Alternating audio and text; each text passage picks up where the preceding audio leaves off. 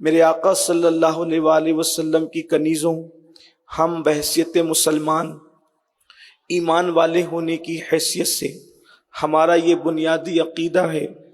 کہ دنیا ہماری منزل نہیں ہے اور دنیا میں ہمیشہ ہمیں نہیں رہنا، بلکہ دنیا میں کوئی بھی نہیں رہے گا ہمیشہ۔ اللہ پاک کا ارشاد ہے کل من علیہا فان ویبقی وجہ ربک ذو الجلال والاکرام، کہ اللہ کی ذات کے سوا سب فنا ہو جانے والے ہیں، سب کو فنا ہے۔ حضرت سیدی کفایت علی کافی مراد آبادی فرماتے ہیں سب فنا ہو جائیں گے،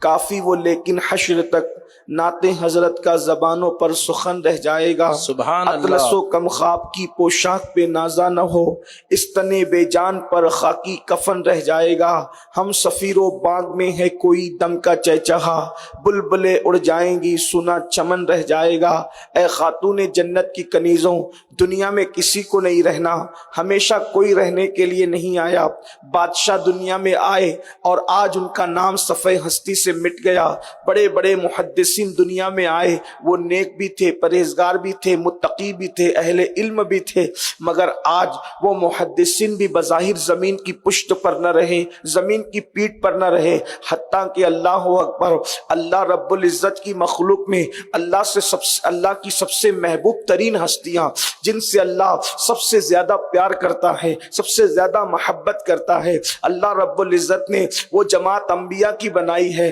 وہ انبیاء کرام بھی اللہ ان کی طرح کوئی نیک نہیں، ان کی طرح کوئی متقی نہیں، ان کی طرح کوئی پرہیزگار نہیں، ان کی طرح کوئی اللہ والا نہیں، جنہوں نے پتھر کھا کر اللہ کی طرف بلایا، جنہوں نے گالیاں سن کر اللہ کی طرف بلایا، جنہوں نے اپنی زندگیوں کو داؤ پہ لگا کے اللہ کی طرف بلایا۔ کسی نے اللہ کی محبت میں اپنے بیٹے کی گردن پہ چھری رکھ دی، کسی نے اللہ کی محبت میں اپنے بیٹے کو طوفان میں غرق ہوتا ہوا دیکھ لیا، کسی نے اللہ کی محبت میں بیوی بچوں کو وادی غیر ذی زرع میں چھوڑ دیا، کسی نے اللہ کی محبت میں اللہ اکبر اپنا وطن چھوڑ کر کے حضرت سیدنا شعیب علیہ السلام کی بکریوں کو برسوں تک اللہ سنبھالتے رہے، لیکن اس کے باوجود بھی زمین کی پشت پر وہ بظاہر ہمیشہ نہ رہے، انہیں بھی موت کی لذت کو چکھنا ہوا، انہوں نے بھی موت کی لذت کو چکھا، جیسا کہ ان کا مقام تھا، جیسا کہ ان کا مرتبہ تھا۔ اے خاتون جنت کی کنیزوں، کیا پتا چلا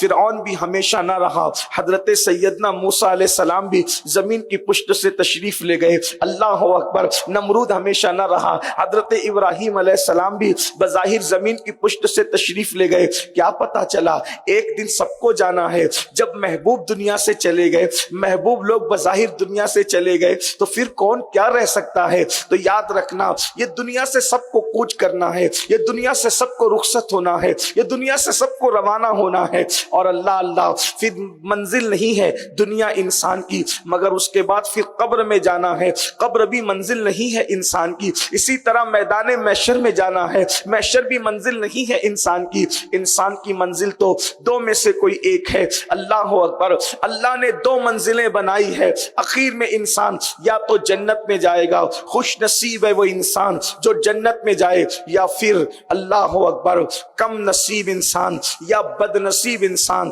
اللہ اکبر وہ جہنم کے اندر داخل کیے جائیں گے۔ یہی ٹھکانہ ہے، کیا برا ٹھکانہ ہے، جو تنگ ہے، جو تاریک ہے، جس میں اللہ کا عذاب ہے، جس میں سانپ ہے، بچھو ہے، جس میں اللہ اکبر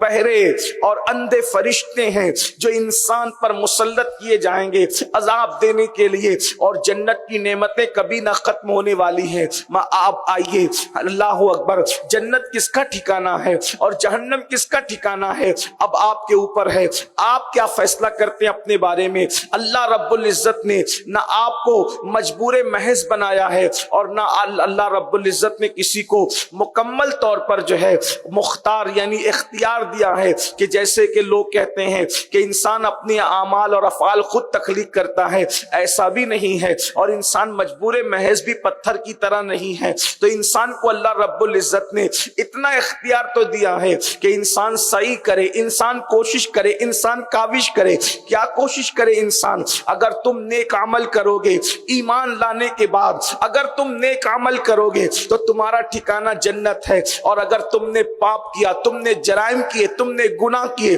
تو تمہارا ٹھکانہ جہنم ہے. اگر گناہ کرتے کرتے ایمان پر مرے تو بھی جہنم کے اندر کچھ وقت تک رہنا پڑے گا. اور اللہ نہ کرے گناہ اگر تمہیں کفر تک لے کر کے چلے گئے اور گناہوں نے تمہیں کافر اور مشرک بنا دیا تو پھر ہمیشہ ہمیشہ کا ٹھکانہ جہنم ہوگا.